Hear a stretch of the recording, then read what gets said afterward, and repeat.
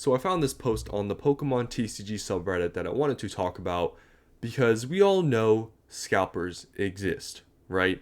A person like me or you can just go out to a store like Target or Walmart, take pretty much at this point any product off the shelf, right? Whether it be like Destined Rivals, Black Bolt, White Flare, take an ETB or whatever, flip it, possibly double your money, right?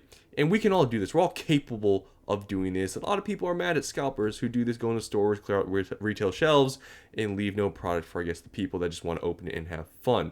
But there's just more than those types of scalpers like me and you. There's other types of people that are scalping, that are not just regular people that can just walk in a store. There's actually people that scalp doing an inside job. And as you can see here from this post, this is a perfect example. It's not me scalping, it's not you scalping. It is literally the person that is putting out the product that is scalping. So, this person is scalping from their own job. That's how they're doing it. They're not just, finding out when, vendors or these people from these companies restock stuff.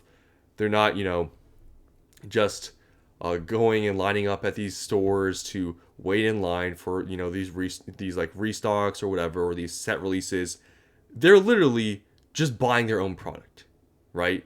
They know what they have, obviously, because they're stocking these stores, and they're just buying everything. So there's even a chance that evil scalpers, just regular people like me or you, whatever, right, won't even be able to scalp the products off of shelves because the vendors themselves are scalping the products.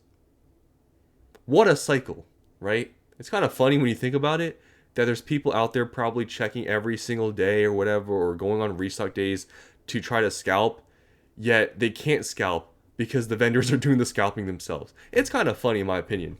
So let's just read this post and read some of the comments.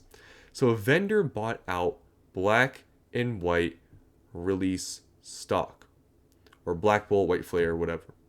I work part-time at a Walmart for something to do over the summer. My full-time job is seasonal. I don't know why they had to put that in, this extra information, but okay. Our card restock day is Thursday, and usually that means there's leftover inventory on Friday. But when I went in yesterday, nothing. Turns out the vendor bought out the Black Bolt and White Flare release stock. The managers recorded him unloading inventory directly into a shopping cart without putting it on the shelves. Dude bought over $400 worth. So right now, ETBs, they're going for around low 90s. So depending on what price Walmart's selling them for, either $50 or $60, he's not even doubling his money at that point. So he's risking his job, right, doing the restocking stuff, whatever company he works for, MJ Holdings, whatever, over making, I don't know, maybe 60 to 80% of, profit. So if he's, buying $400 worth, he's maybe coming out profiting maybe $200-$300. And seems like things aren't really looking good for him, right? Because a manager recorded him pretty much just dumping all the product into a cart and not putting them on the shelves. He's been reported. Well, kind of deserves it, right? Because he's doing an inside job here and likely will be out of a job soon. But it absolutely blows me away that someone would be so brazen. Who knows how many times he's done this.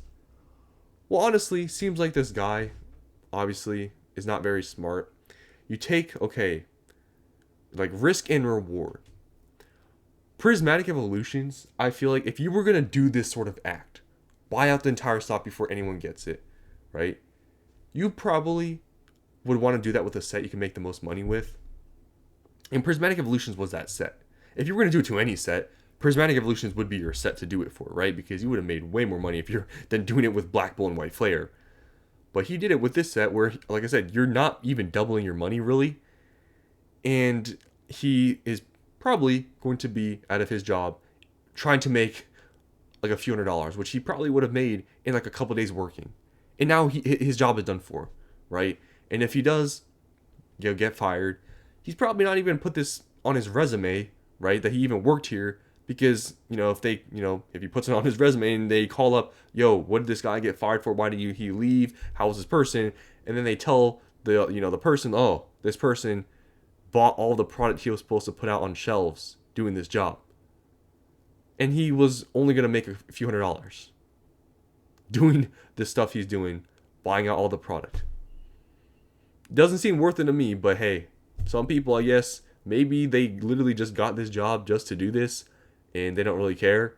Possibly because, hey, if you're going to buy out all of the stock, on release day, that's even more, fishy or sketchy than just doing it for like a normal restock. Like, you're doing it on a product release.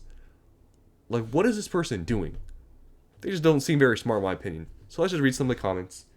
Because, yeah, it's kind of funny that this person has done this. And I bet you there's probably many other instances where people have caught this. Good to see the manager doing his job.